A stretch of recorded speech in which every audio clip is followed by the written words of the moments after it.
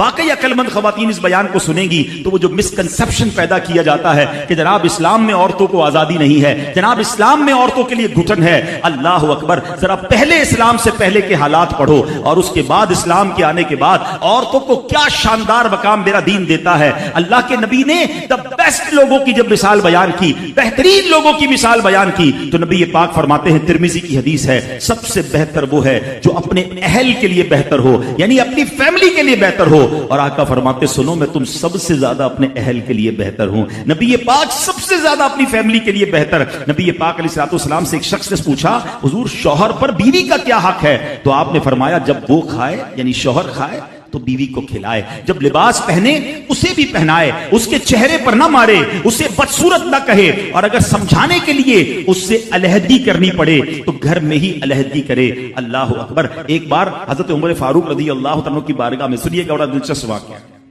سیدنا عمر فاروق کا کتنا بڑا نام ہے، آپ کے جلال کی، آپ کی عدالت کی مثالیں دی جاتی، بڑے بڑے لوگ آپ کے سامنے تھر تھر کانپتے تھے۔ آپ کا گھر میں انداز کیا تھا کہ ایک شخص آیا کہ میں حضرت عمر کے پاس جاؤں اور بتاؤں میری بیوی جو ہے مجھ سے اس طرح بات کرتی ہے، اور میرا وہ انداز نہیں ہوتا جو شوہر کے سامنے ہونا چاہیے، ہوتا ہے گھروں میں ہو جاتا ہے۔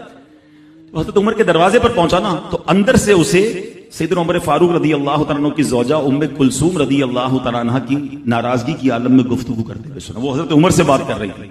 تو وہ شوہر سوچنے لگا کہ میں تو اپنی بیوی کی شکایت لے کر آیا تھا، حضرت کے تو گھر کا بھی معاملہ ہی ایسا ہی ہے۔ تو وہ کہتے میں واپس ہونے لگا۔ حضرت عمر نے بلا لیا، کیوں آئے تھے؟ تو کہا کہ میں تو حضرت اپنی بیوی کی شکایت کرنے آیا تھا، مگر میں آپ کے دروازے پر آیا، آپ کا بھی معاملہ ہی ایسا ہی ہے، تو میں سمجھ گیا ہم دونوں ایک ہی معاملے میں ہی ہیں۔ اب حضرت عمر نے جو ان کی تربیت فرمائی نا، آپ نے فرمایا میری بیوی کے مجھ پر چند رائٹس ہیں، چند حقوق ہیں، مجھے اس سے چند فائدے حاصل ہوتے ہیں جس کی بنا پر میں اس سے درگزر کرتا ہوں۔ پہلا یہ کہ یہ میرے لیے جہنم کی آڑ ہے، میرا دل اس کی وجہ سے حرام کاموں سے بچا رہتا ہے۔ نمبر دو، جب میں گھر سے نکل جاتا ہوں یہ میری خزانچی بن جاتی ہے، یعنی میرے مال کی نگہبان بن جاتی ہے، میری دھوبن بن جاتی ہے، میرے کپڑے دھوتی ہے، میرے بچے کی پرورش کرتی ہے، میرے لیے روٹیاں اور کھانے پکاتی ہے۔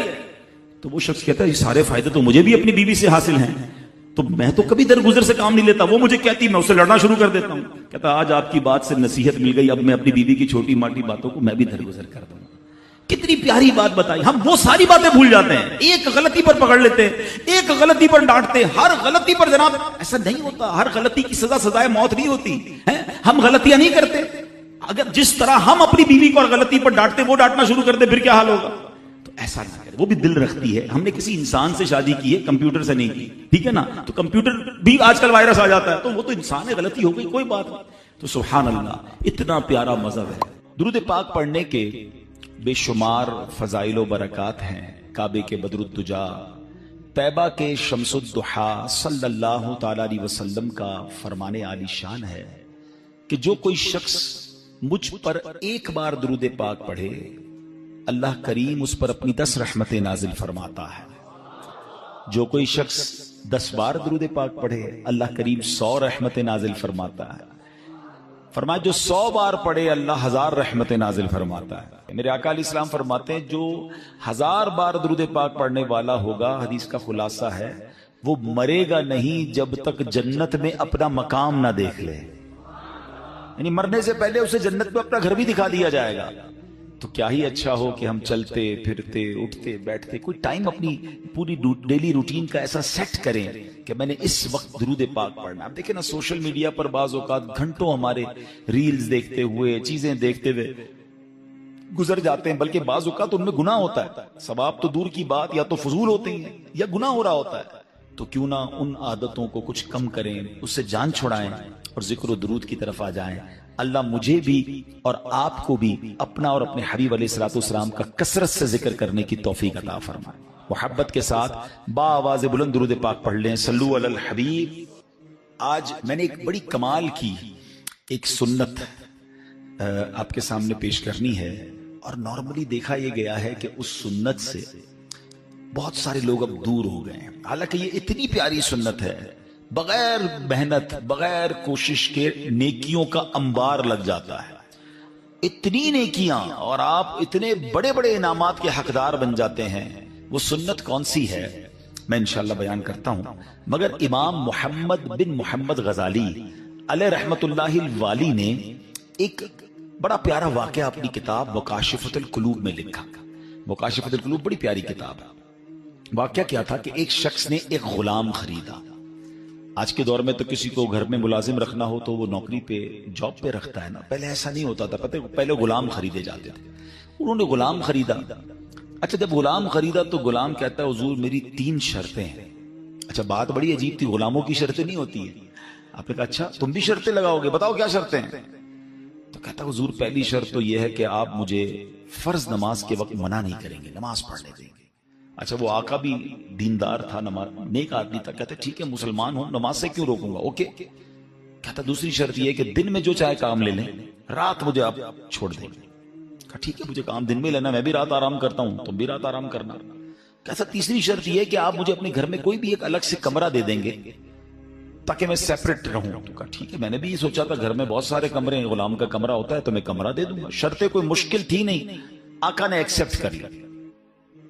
गुलाम घर पर आया, बड़ा मेहनती गुलाम था, दिन में काम करता, रात अपने कमरे में चला जाता। एक दिन आका चलते चलते उसके कमरे के पास से जब गुजरा तो देखा अजीब मंजर है। कमरे की छत खुली हुई है, आसमान से नूर बरस रहा है, गुलाम सजदे में है, अल्लाह की इबादत कर रहा है और अल्लाह को रो रो कर अर्ज कर रहा है कि मेरे मौला मैं गुलाम हूं, दिन में मेरी ड्यूटीज हैं, अगर ये काम ना होता तो मैं दिन भी तेरी इबादत करता, रात भी तेरी इबादत करता। आका बड़ा हैरान हुआ कि ये मेरा गुलाम क्या चीज है? ऐसी इबादत, ऐसा नूर और ऐसी गुफ्तगू।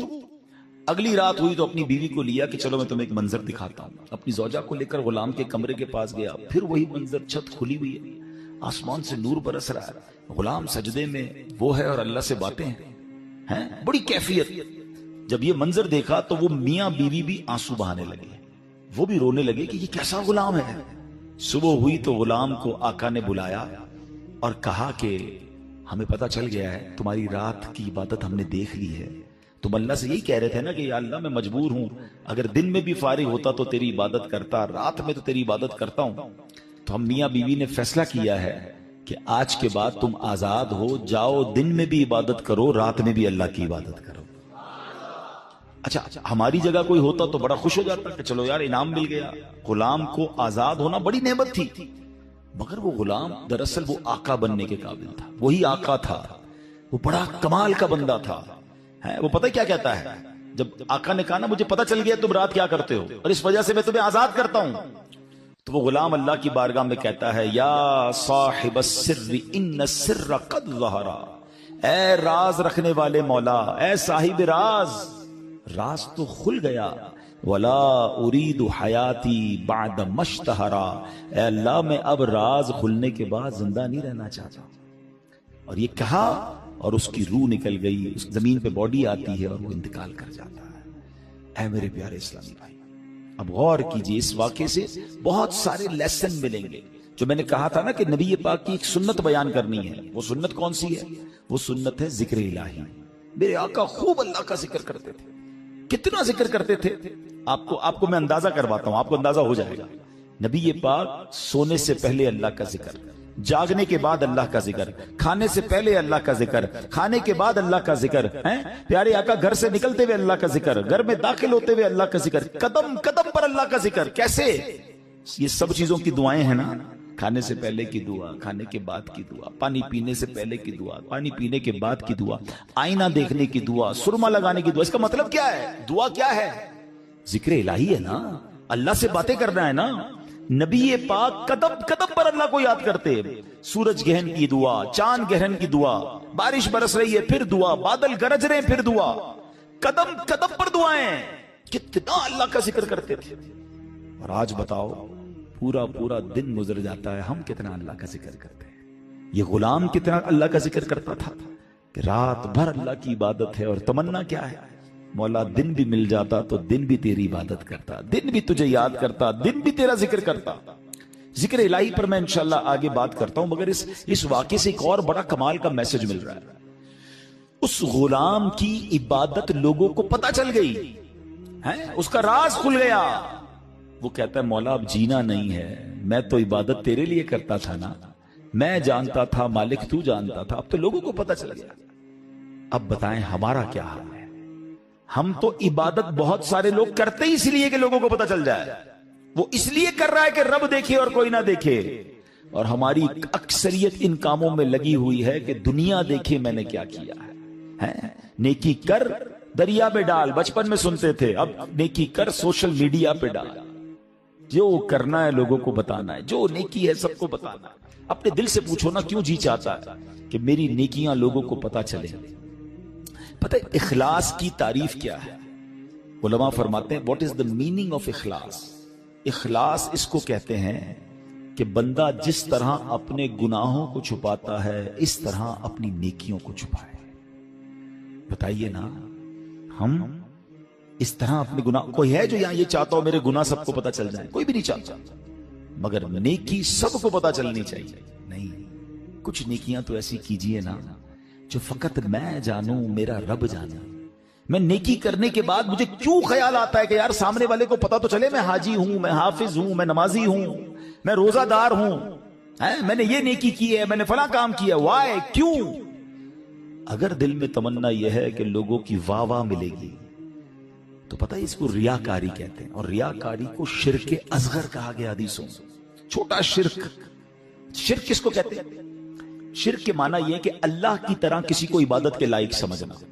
ٹھیک ہے نا؟ یعنی اللہ کی ذات و صفات میں یا تو کسی کو شریک ماننا یا کسی کو معاذ اللہ کی طرح عبادت کے لائق سمجھنا. یہ شرک ہے، بندہ اسلام سے خارج ہو جائے گا. اب اس کو شرک اصغر کیوں کہا گیا؟ کہ بندہ پڑھ تو نماز رہا ہے، رکھ تو روزہ رہا ہے، صدقہ کر رہا ہے، خیرات کر رہا ہے، عبادت اللہ کی کر رہا ہے، مگر دل میں تمنا ہے کہ لوگ راضی ہو جائیں، لوگ خوش ہو جائیں. نیت کیا ہے؟ نیت رب کو راضی کرنے کی نہیں، لوگوں کو راضی کرنے کی ہے. اب ہم چیک کر لیں کہ کہیں ایسا تو نہیں کہ شیطان ہمارے اندر یہ وبا داخل کر چکا ہے کہ پہلے تو نیکی نہیں کرنے دیتا، لیکن نیکی کر لے تو پھر چھپانے نہیں دیتا، پھر بچانے نہیں دیتا، پھر ایسی باتیں دل میں لاتا ہے کہ اس کو بھی بتا دے، اس کو بھی بتا دے. کیوں؟ ہمارا جی کیوں چاہتا ہے ایک ایک نیکی کی تصویر ہم نے لگانی ہے تاکہ لوگ دیکھیں میں نے یہ چندہ دیا، یہ راشن دیا، یہ فلاں کام کیا. میں ویسے آپ کے دل کے دروازے پر دستک دیتے ہوئے ایک سوال کرنا چاہتا ہوں کہ ذرا یہ تو چیک کیجئے، یہ میرے لیے بھی سوال ہے، یہ آپ کے لیے بھی ہے، کہ ہماری ایسی کتنی نیکیاں ہیں جو صرف میں جانوں اور میرا رب جانے. اپنے آپ سے پوچھئے گا، اکیلے میں پوچھئے کہ ایسا کیا میں نے کیا ہے نیکی کا کام جو اور کسی کو نہیں پتا، میں جانوں اور میرا رب جانے. آپ کو پتہ ہے پہلے کے زمانے کے کچھ بزرگان دین ایسے ہوتے تھے کہ وہ غریبوں کی مدد کرتے تھے مگر ان غریبوں کو بھی پتہ نہیں چلتا تھا کون مدد کر رہا ہے. بعض اوقات ان بزرگوں کا انتقال ہوتا نا تو لوگ کہتے یار وہ ہر مہینے مدد آتی تھی، راشن آتا تھا، اب نہیں آ رہا، تو پتہ چلتا تھا کہ وہ فلاں بزرگ کا وصال ہوا ہے، وہ ہر مہینے مدد کرتے تھے مگر کبھی انہوں نے نہیں بتایا، پتہ لگنے بھی نہیں دیا. اور آج ہم کسی کی مدد کریں تو اس پر احسان جتاتے ہیں، بھائی یاد ہے نا میں نے مدد کی تھی، بھول تو نہیں کیا تیرا ساتھ دیا تھا. ہر مہینے اگر کسی کی مدد کر رہے ہیں تو ہر مہینے احسان جتا رہے ہیں، ہر مہینے اس پر روپ جھاڑ رہے ہیں. نہیں میرے پیارے اسلامی بھائی، نیکی کیجئے مگر اللہ کے لیے. کچھ ایسی تلاوت، کچھ ایسے نوافل. باپ دیکھیں نا تہجد بندہ کب پڑھتا ہے؟ رات کو پڑھتا ہے، بعض اوقات اکیلے میں پڑھتا ہے جب کوئی نہیں دیکھ رہا، دنیا سو رہی ہے، آپ تہجد پڑھ رہے. کیا کمال کا یہ کام ہے کہ میں جانوں رب جانے. مگر شیطان کو صبر نہیں آتا نا، وہ کہتا ہے اس نے تہجد پڑھ لی تو جنت میں چلا جائے گا، اب اس کی تہجد کیسے خراب کروں. تو وہ کیا کرتا ہے؟ وہ دل میں خیال ڈالتا ہے کہ ایسا کرو دوسروں کو بتاؤ. وہ کیا کرتا ہے؟ صبح اٹھ کے کوئی نہ کوئی بہانہ چاہیے. اب کچھ لوگ پتہ ہے کیا کرتے ہیں؟ یار آج بہت تھکا ہوا ہوں. خیریت؟ کیوں تھکے ہوئے؟ وہ میں تہجد سے اٹھ جاتا ہوں نا. اچھا ماشاءاللہ آپ تہجد بھی پڑھتے ہیں؟ بس اس نے یہ کہنا ہے تو ساڑھے دل وچ ٹھنڈ پہ گئی کہ انہاں نوں ساری تہجد دا پتہ چل گیا. وہ پتہ تو چل گیا، ڈیلیٹ بھی ہو گیا بھائی. کیوں پتہ چل گیا؟ کیوں بتانا؟ اللہ کرے یہ بات اس غلام کے اس واقعے سے کیسی بات سیکھنے کو مل رہی. مالک کو پتہ چل گیا، حالانکہ اس نے نہیں بتا، ہم تو بتاتے ہیں، اس نے بتایا نہیں تھا، یہ تو چھپ کے کر رہا تھا، مگر پتہ چل گیا تو کہتا ہے مولا اب راز ہی کھل گیا تو اب جینے کا کیا فائدہ. غلام تو نہیں کہوں گا، اس آقا کے صدقے اللہ مجھے بھی اخلاص نصیب فرمائے، آپ کو بھی نصیب فرمائے. اچھا اب بات کرتے ہیں سنت رسول، ذکر الہی کی. آئے کیسا کمال کا کام ہے یہ ذکر الہی. اللہ کریم کس طرح قرآن مجید میں ہمیں ذکر کرنے کا حکم ارشاد فرماتا ہے. فرمایا یا ایھا الذین آمنوا اذکروا اللہ ذکرا کثیرا. آسان ترجمہ قرآن کنز الایمان، اے ایمان والو اللہ کو بہت یاد کرو. کتنا؟ نبی پاک علیہ السلام کی حدیث ہے، اللہ کو اتنا یاد کرو، اتنا ذکر کرو کہ لوگ تمہیں دیوانہ کہنے لگے. بس اللہ کی یاد کرتے رہا کرو، ذکر الہی کرتے رہا کرو. ہے مگر ہمارا حال کیا ہے کہ زبان فضول باتیں تو کرتی ہے مگر اللہ کا ذکر نہیں کرتی. ہمارے بزرگ کیسے ذکر کرتے تھے؟ حضرت جنید بغدادی کا نام سنا ہوگا رضی اللہ عنہ، بہت بڑے اللہ کے ولی. آپ کے بارے میں آتا ہے کہ آپ اتنا ذکر الہی کرتے تھے، ایک بار نائی کی دکان پر گئے مونچھیں ترشوانے کے لیے. تو نائی کہتا ہے حضرت تھوڑی دیر خاموش ہو جائیں ورنہ آپ کی ہونٹ پہ کٹ لگ جائے گا، میں مونچھیں کاٹ رہا ہوں، آپ ذکر کر رہے ہیں. وہ کہتے ہیں ذکر کرتا رہوں گا، تم اپنا کام کرو، ہونٹ کٹتا ہے تو کٹ جائے، میں نے ذکر نہیں چھوڑنا. اتنی دیر کے لیے بھی ذکر الہی نہیں چھوڑنا ہوتا تھا. ایک بزرگ تھے اور کبال کے بزرگ تھے، حضرت سری سکتی سے مروی ہے کہ میں حضرت جرجانی کے پاس گیا تو ستو دیکھے. وہ ستو پی رہے تھے، روٹی نہیں کھاتے تھے. تو میں نے کہا حضرت روٹی آپ کیوں نہیں کھاتے، ستو کیوں پیتے؟ وہ کہتے میں نے کیلکولیشن کی، روٹی کھانے میں اور ستو کھانے میں 90 تسبیحات کا فرق ہے. میں اگر ستو پیتا ہوں تو پیٹ پھر بھی بھر جاتا ہے، مگر میں روٹی کھاتا ہوں تو ٹائم زیادہ لگتا ہے. 90 تسبیحات میں زیادہ پڑھ لیتا ہوں، اس لیے 40 سال ہو گئے میں نے روٹی نہیں کھائی. یار کمال لوگ تھے، نیک تھے، پرہیزگار تھے، نیکیوں کا انبار تھا، مگر اور نیکیاں چاہیے. کیوں؟ ان کو پتا تھا نا اجر کیا ہے. آپ کو پتا ہے ذکر الہی کا اجر کیا ہے؟ ذرا مل کر کہیے سبحان اللہ، الحمدللہ، اللہ اکبر. کتنی دیر لگی؟ 10 سیکنڈ مشکل سے. 3 جملے کہے 10 سیکنڈ. ٹھیک ہے، 10 سیکنڈ میں آپ دنیا میں کیا کما سکتے ہیں؟ بغیر کھڑے ہوئے، بغیر پسینہ بہائے، بغیر کوشش کیے، بیٹھے بیٹھے 10 سیکنڈ میں 3 جملے کہے، کیا کمایا پتا ہے آپ نے؟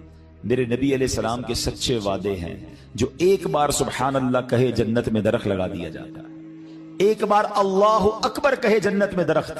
ایک بار لا الہ الا اللہ کہے جنت میں درخت. مجھے بتاؤ تو صحیح کتنی دیر لگتی ہے؟ آپ نے بیٹھے بیٹھے 3 جنت میں درخت لگا لیے. اچھا یہ تو چونکہ نبی پاک کی حدیث ہے ہمیں عمل کرنا چاہیے، لیکن دنیاوی اسکیم ہو تو آج اگر اعلان کر دوں کہ بھائی یہ فیضان مدینہ میں آپ سب بیٹھ جائیں، آج فجر تک